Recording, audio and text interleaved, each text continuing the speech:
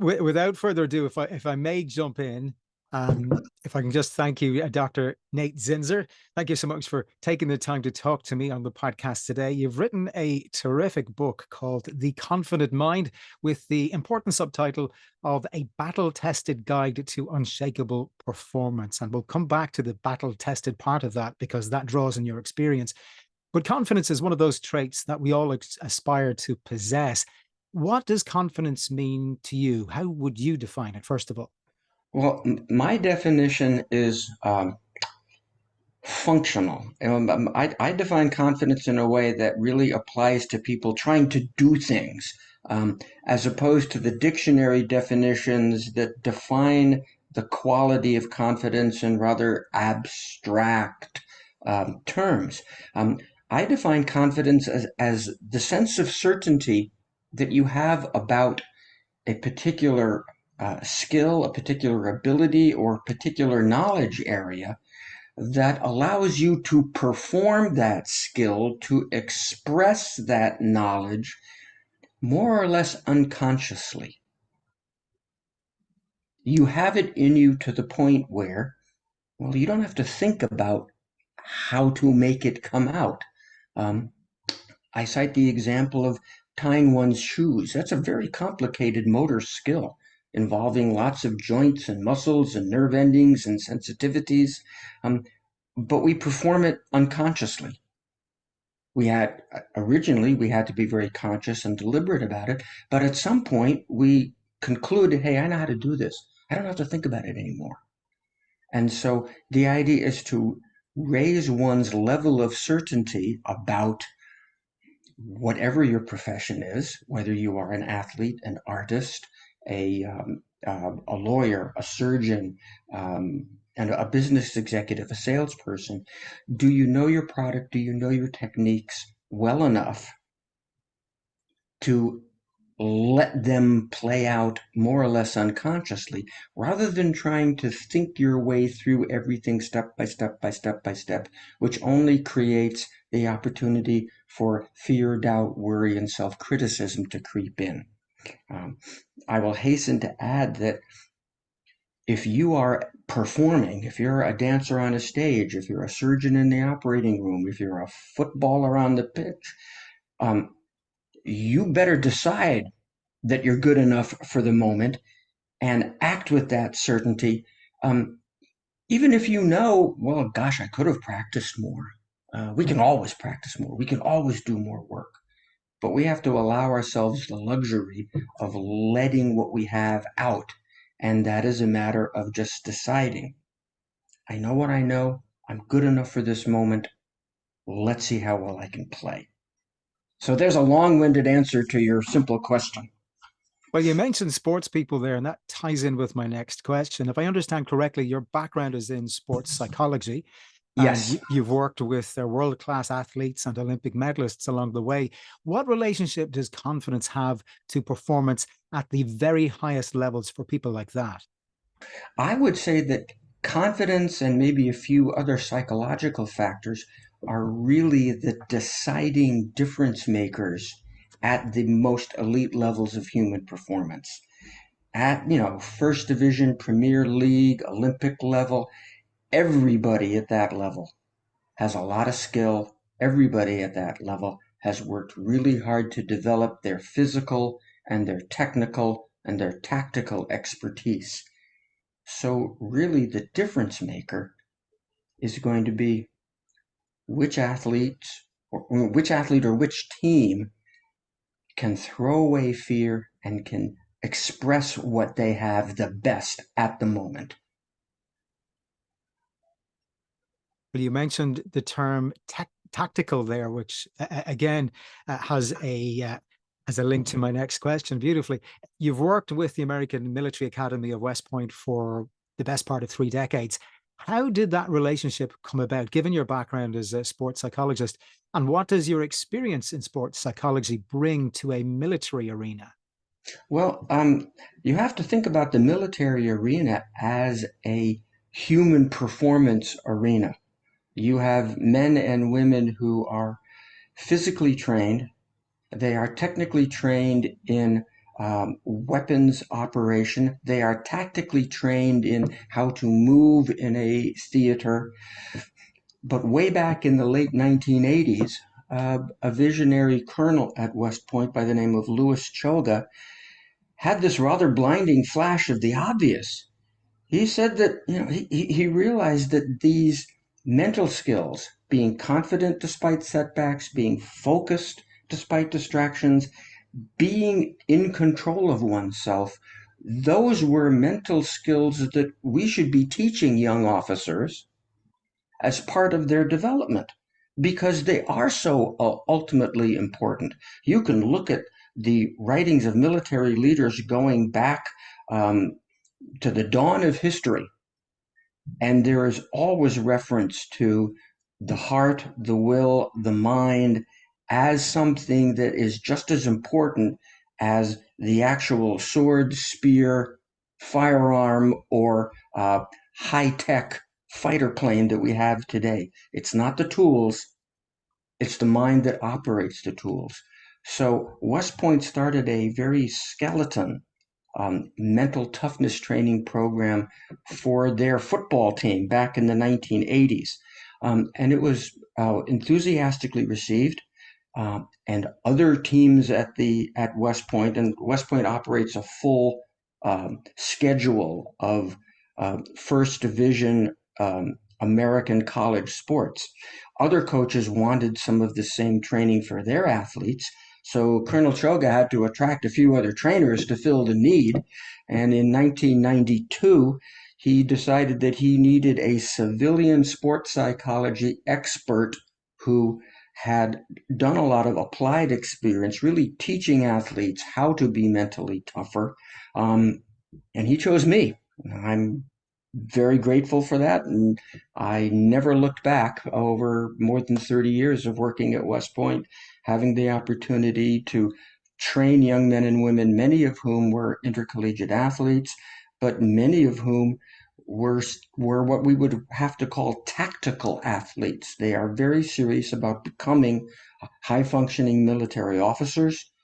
And through the years, I was able to travel throughout the United States and give presentations at different Army posts, building on this tradition and enhancing the performance and survivability of the American soldier. Well, all performers, be they sports people or in the military, must battle fear and self doubt in order to be victorious, or indeed in the military to survive. And the winners are the ones who master that self doubt the best, while at the same time focusing on a winning process that engenders confidence. Would that be the case? That is absolutely the case. No human being on this planet is uh, independent or absent of some kind of self doubt at times. It's unfortunately wired into our biology a little bit. Um, so we have to work at building our confidence, protecting our confidence, and making sure that we bring it out at the moments of truth in our lives. One of the fundamentals of peak performance lies in the idea of first victory, and a concept that was first espoused by Sun Tzu in his book, The Art of War. He said, victorious warriors win first and then go to war, while defeated warriors go to war first and then seek to win. Can you elucidate on this notion of first victory for us, please? Yeah, I use that term repeatedly.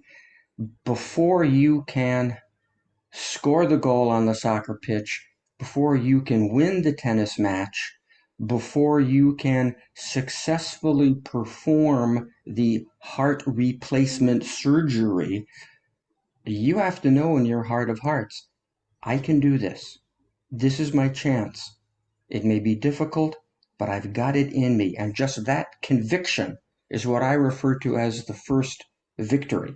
And I'm quite convinced that that is what Sun Tzu meant with that quote from chapter 13 of The Art of War.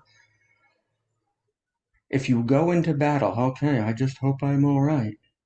You invite tension. You invite fear, which produces tension. Tension produces hesitation.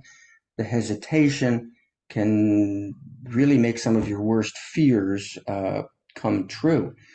So you have to steel your mind a little bit so that I have a sense of my possibility. I have to trust my training. I have to trust my teammates. I have to trust my equipment. And I've got to minimize that voice of fear, doubt, and insecurity. It's going to be there. I won't lie to you or any of your listeners, and I wouldn't want to give you the wrong impression that, you know, super confident individuals are totally immune to fear and never experience it. That would be a lie. Some of them may project that in their public persona. Um, I think of your countryman, Conor McGregor, who does a wonderful job of projecting bumptious self confidence. Um, but he'll disclose someday when he retires and he doesn't have anything to fear. Um, he'll disclose the fact that, yeah, I was scared at times, but I battled back. The great American champion Mike Tyson has said the same thing. You know, everybody experiences it. It's just a matter of how well you deal with it. And in my book and in my work with various performers, we train ourselves to recognize that voice of fear, doubt, and worry in whatever form it cares to take. Um, Stopping it cold in its tracks, and deliberately, intentionally, consciously focusing on something else, something that's going to help us. That's the process in a nutshell. You introduced the idea of building a bank account, which incorporates curating certain memories from your past, thinking about your present situation, and visualizing your future. How does this help us harness confidence? Well, confidence being that sense of certainty really results from how you continuously think about yourself.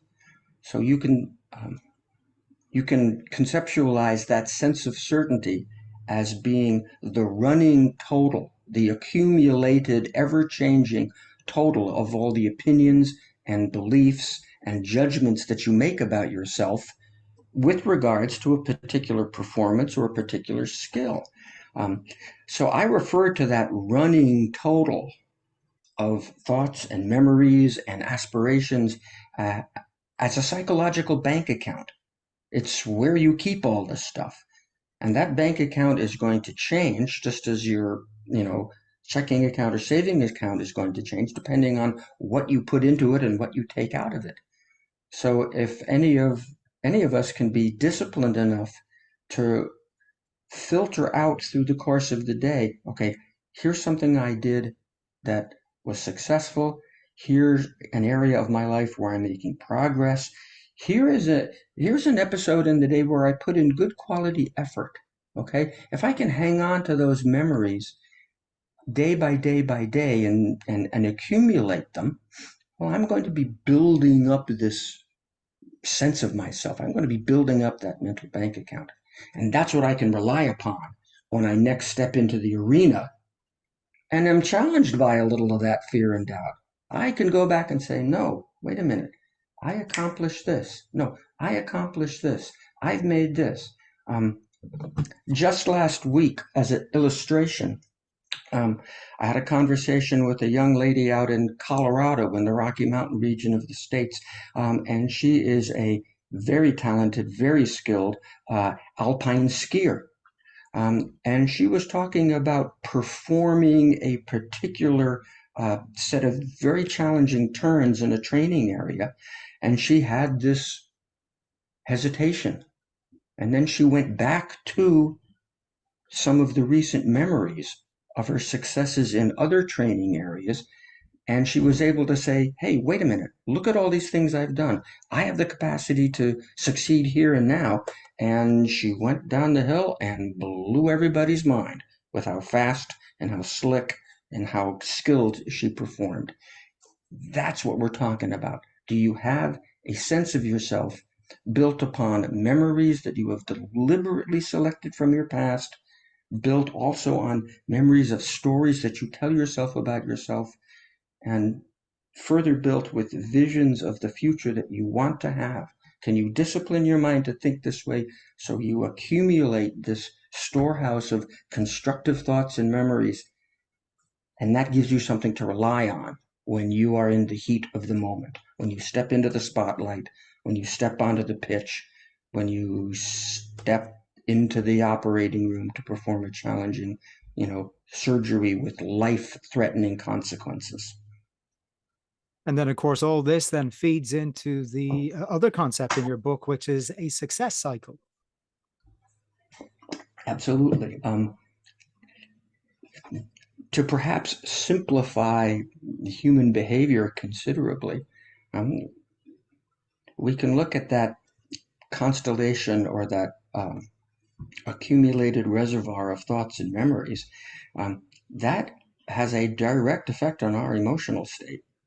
What we consciously think is going to affect our mood, and our moods directly communicate to various organs, various glands, and so we are literally altering our biochemistry through our change of mood, which is mediated by our thoughts. And that change in biochemistry is going to affect our blood flow, it's going to affect our muscle tension, it's going to affect hormone production, it's going to affect all the neurotransmitters through which our different body parts communicate with one another. And naturally, that change in physical state, mediated by the change in emotional state, mediated by the content and quality of one's thoughts, that's going to affect your performance. And then you start thinking about your performance. So it becomes a loop. How I think affects how I feel, affects what my physical state is, affects my performance. And so it becomes a cycle. And depending on the overall quality of one's thoughts, that cycle can be either very productive. I'm going to get myself in the right mood, affect my body the right way, give myself a chance to perform well, or I'm going to be creating and expressing a whole series of thoughts that are going to create a mood of fear, doubt, uncertainty. That is going to create hormonal changes and muscular changes, which are going to interfere with my performance. And then I think about those. And so us human beings, we're either on one of those cycles or the other. And the question is, which one are you on most of the time? What's your default? And very significantly, which one are you on when it is, again, time for you to step into the arena? When it's time for you to interact with that client, compete with that opponent, step onto the stage to perform the dance or the musical selection. Which of those cycles are you on? And I will say, if your default is I call it the sewer cycle, the negative cycle, if that's what you're on most of the time throughout your days, it'll be very difficult for you to sort of radically change your mind in the moment and get on the other cycle when it's time to step into the arena. When human beings are under any kind of stress or pressure, we typically revert back to our dominant habits. So I encourage people to create a dominant habit of looking for the best in yourself, of talking to yourself constructively, and I give all kinds of guidelines for that, and being constructive in terms of the images and the futures that your imagination creates. At the outset, I asked you to define for you what confidence was, and you said it rather than it be an abstract notion, it was grounded in reality and in practicality. And talking of practicality, I really like the CBA concept, which has a three-pronged approach: the cue, the breathe, and the attachment. Can you talk to us about the CBA concept in the book? Well, it is a deliberate process to put one in a state that is conducive to quality execution. Okay.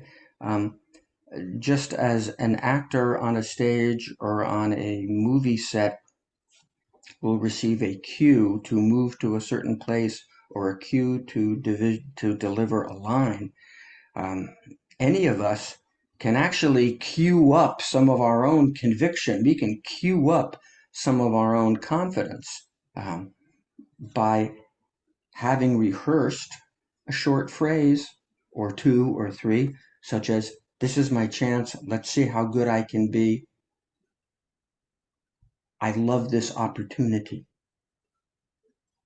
Those are just, three typical statements that tend to bring one up a little bit, as opposed to, "I better not mess this up. This is really important. Look out for this because this could go wrong."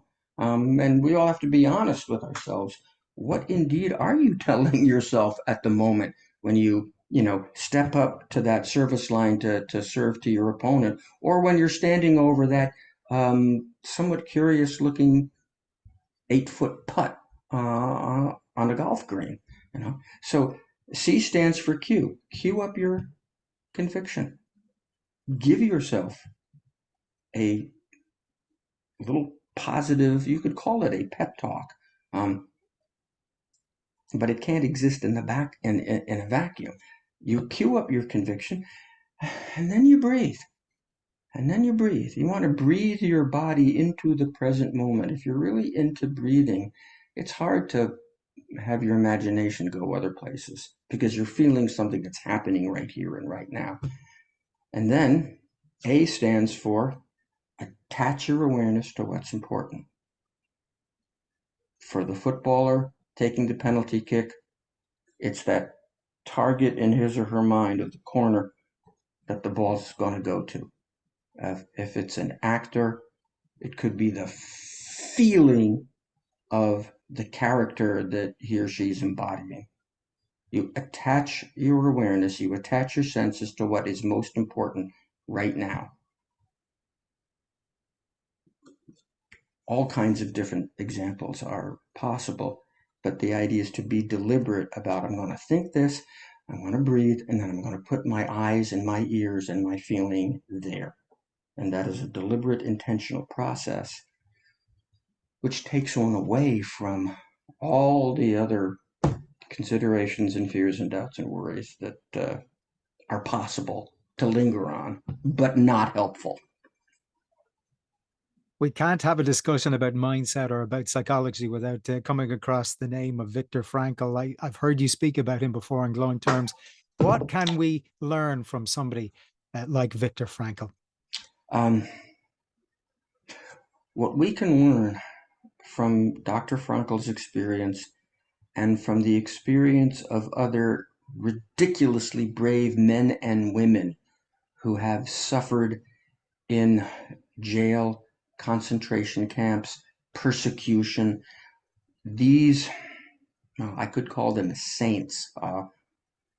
These very brave individuals remind us that no matter where we are, no matter what the conditions are around us, no matter what situation we are in, we have the freedom to determine our own state of mind. Viktor Frankl referred to us as the last human freedom. They can take away your clothes, they can starve you, they can beat you, the world can be really nasty to you, and sometimes the world is. But you always have the last human freedom to determine your state of mind in that moment. And his book is an eloquent testimony to that. There are other remarkable books written by men and women who have suffered similar kinds of deprivations, and the message is always the same. We have free will. We can use our free will no matter where, no matter what. And it's our responsibility to ourselves, and I think it's our responsibility to our fellow man to exercise that free will. The Confident Mind isn't your first book. If I might give an honorable mention to Dear Dr. Psych, which is a sports psychology book for children. And how important is it to foster self-confidence in children as they're growing up? And how best is it done? Well, we're either going to foster self confidence or we are going to inadvertently, unintentionally foster self-doubt.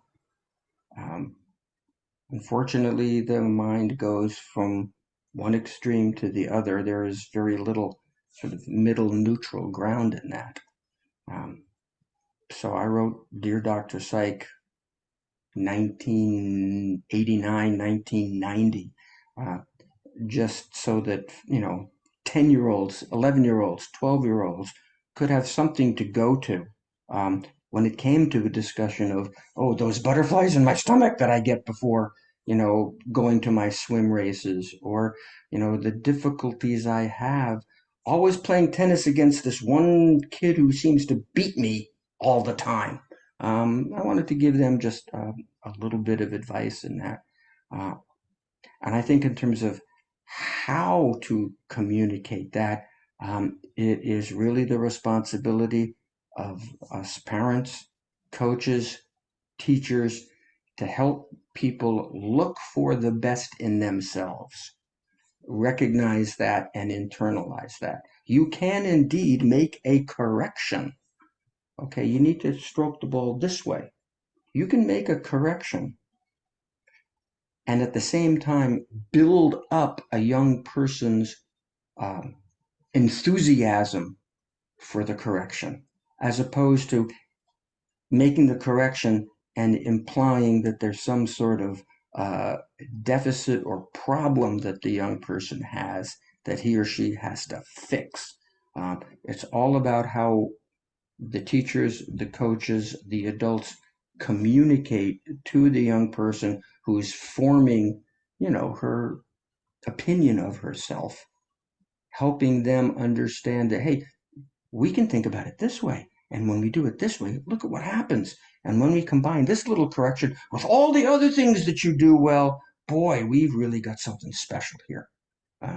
And the great coaches have always found ways to do that. They can be very strict, but at the same time, they're very encouraging, and their players want to go out there and play for them. Well, some great answers there, and a great book as well. Dr. Nate Zinsser, author of The Confident Mind. Thank you so much for joining me on the Happy Habit podcast today. I've really appreciated it and enjoyed our conversation.